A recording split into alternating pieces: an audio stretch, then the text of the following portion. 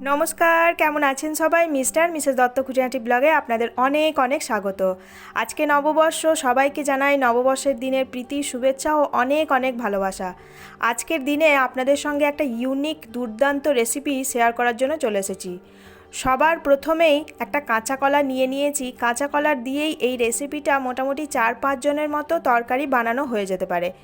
একটা কাঁচা কলা নিয়েছি আর নিয়েছি একটা আলু। এই কাঁচা কলা আর আলুটাকে আমি প্রেসার কুকারে সেদ্ধ করার জন্য দিয়ে দেব। বড় বড় করেই কেটে দিয়েছি কাঁচা কলাটাকে। খোসা শুদ্ধই আমি দিয়ে দিলাম। আলু আর কাঁচা কলা দুটোকেই একসাথে আমি সেদ্ধ করে নেব। আজকের এই কাঁচা কলার মুইঠা রেসিপিটা নিরামিষের দিনেও কিন্তু খুব ভালো লাগবে।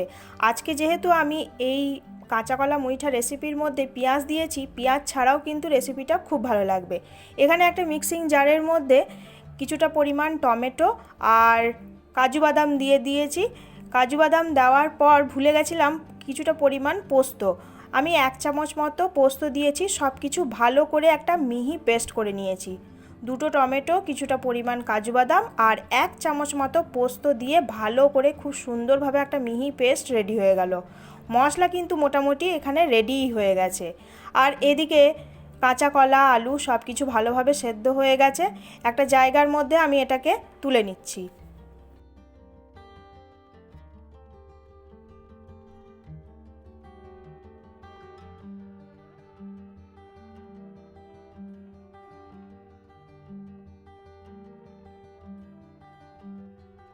এদিকে সেদ্ধ করে রাখা কাঁচা কলা আর আলু হালকা ঠান্ডা হয়ে গেছে, তাই আমি খোসাটাকে ছাড়িয়ে দিচ্ছি। আর এখানে একটা কাঁটা চামচ দিয়ে এইভাবে আলু আর কাঁচা কলা সব কিছু ভালোভাবে ম্যাশ করে দিচ্ছি।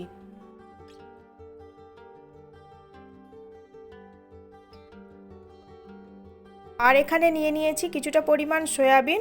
সয়াবিনগুলোকে আমি গরম জলের মধ্যে ভালো করে ভিজতে দেবো মোটামুটি 10 থেকে 15 মিনিটের জন্য।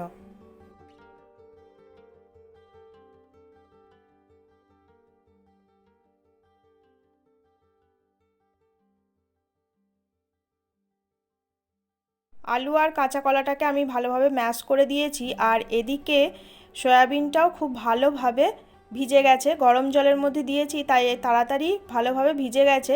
এবার সয়াবিনের মধ্যে যে বাকি জলটা আছে সেটাকে ফেলে দিয়ে আমি একটা মিক্সিং জারের মধ্যে সয়াবিনটাকে দিয়ে ভালোভাবে গ্রেট করে নেব। এই যে গ্রেট করা হয়ে গেছে। হাতে করলে কিন্তু চাকুর সাহায্যে এইভাবে ভালোভাবে কিন্তু গ্রেট হবে না, তাই মিক্সিং জারের মধ্যেই ভালোভাবে আমি গ্রেট করে নিয়েছি। এবার আলু আর কাঁচা কলা যেটা ম্যাশ করে রেখেছিলাম তার মধ্যে সব সয়াবিনটাকে আমি দিয়ে দিচ্ছি। এই সয়াবিনটা দেওয়ার ফলেই কিন্তু এই কাঁচা কলার মুইঠাটা খেতে কিন্তু একদম অন্য রকম টেস্ট হবে। তাই আপনারা যখন কাঁচা কলার মুইঠা বানাবেন অবশ্যই অল্প পরিমাণ সয়াবিন গ্রেট করে এইভাবে দিয়ে দিতে পারেন। এবার একে একে মশলা আমি দিয়ে দিচ্ছি। স্বাদ মতো নুন দিলাম, তারপর দিয়ে দিলাম 1/2 চামচ মতো হলুদ গুঁড়ো, 1 চামচ মতো লঙ্কার গুঁড়ো আর 1/2 চামচ মতো দিয়ে দিলাম গরম মশলার গুঁড়ো। এবার দিয়ে দিচ্ছি কিছুটা পরিমাণ বেসন। বেসনটা এই কারণেই দিচ্ছি যাতে মাখার সময় যদি হালকা একটু জল জল থাকে তাহলে একটু টাইটভাবে মাখাটা হবে। তাই আমি এখানে 1.5 চামচ থেকে 2 চামচ মতো বেসন দিয়ে ভালোভাবে সব কিছুকে একসাথে খুব ভালোভাবে মিক্স করে দিচ্ছি বা মাখিয়ে নিচ্ছি। আপনারা তো অনেকেই কাঁচা কলার কোপ্তা খেয়েছেন, কিন্তু এইভাবে মুইঠা বানিয়ে খেয়ে দেখবেন অসাধারণ একটা টেস্ট হয় আর অন্য রকমের হয়। নিরামিষের দিনেও কিন্তু খুব ভালো লাগবে, আবার এটাকে পেঁয়াজ রসুন দিয়ে বানালেও কিন্তু খুব টেস্টি হবে।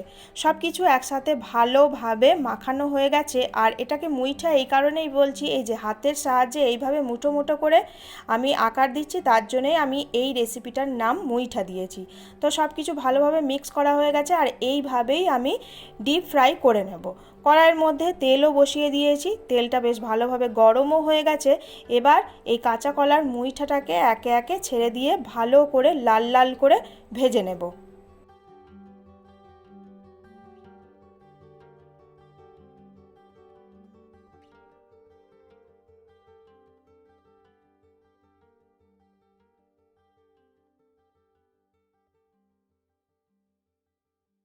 কাঁচা কলার মুইঠাটা এক পিঠ ভালোভাবে ভাজা হয়ে গেছে। এবার উল্টে পাল্টে দিয়ে দুই পিঠে আমি ভালো করে লাল লাল করে ভেজে নিয়ে একটা জায়গার মধ্যে তুলে রাখবো। আজকে নববর্ষ, তাই সবার বাড়িতে নিশ্চয়ই নতুন ধরনের অনেক রেসিপি, মাছ মাংস অনেক ধরনের রেসিপি বানানো হয়েছে।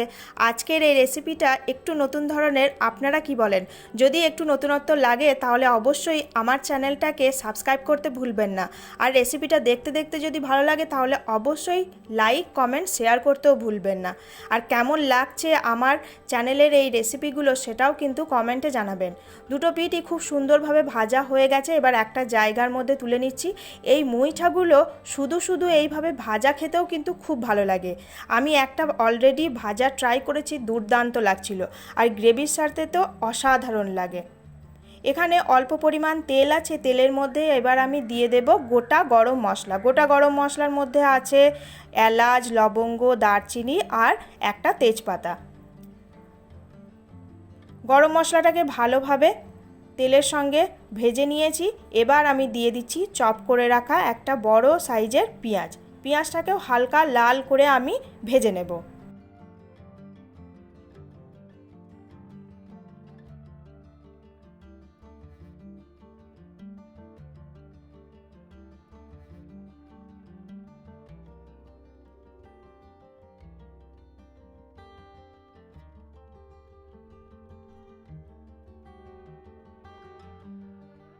পেঁয়াজটা ভালোভাবে ভাজা হয়ে গেছে, এবার আমি দিয়ে দিচ্ছি 1 চামচ মতো আদা বাটা আর কয়েকটা কাঁচা লঙ্কা চিড়ে রেখেছিলাম, সেটাকে দেওয়ার পর হালকা নাড়াচাড়া করে দিচ্ছি পেঁয়াজের সঙ্গে।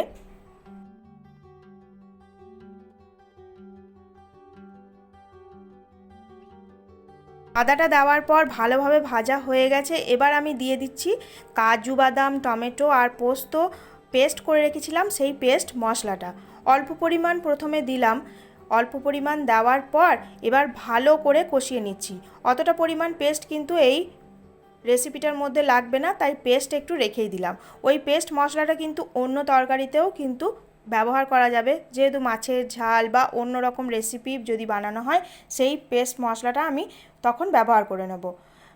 ভালোভাবে কষানো হয়ে গেছে পেস্ট করে রাখা মশলাটা দেওয়ার পর এবার আমি অল্প পরিমাণ জল দিয়ে ভালোভাবে এটাকে কষাবো মোটামুটি 5 থেকে 10 মিনিটের জন্য। এর মধ্যে আমি অল্প পরিমাণ দিয়ে দিলাম স্বাদ মতো নুন, আর দিয়ে দিলাম হাফ চামচ মতো হলুদ গুঁড়ো, 1 চামচ মতো কাশ্মীরি রেড চিলি পাউডার। সব কিছু দেওয়ার পর আবারও ভালোভাবে মিক্স করে দিয়ে মোটামুটি কষাতে থাকবো কিছুক্ষণের জন্য।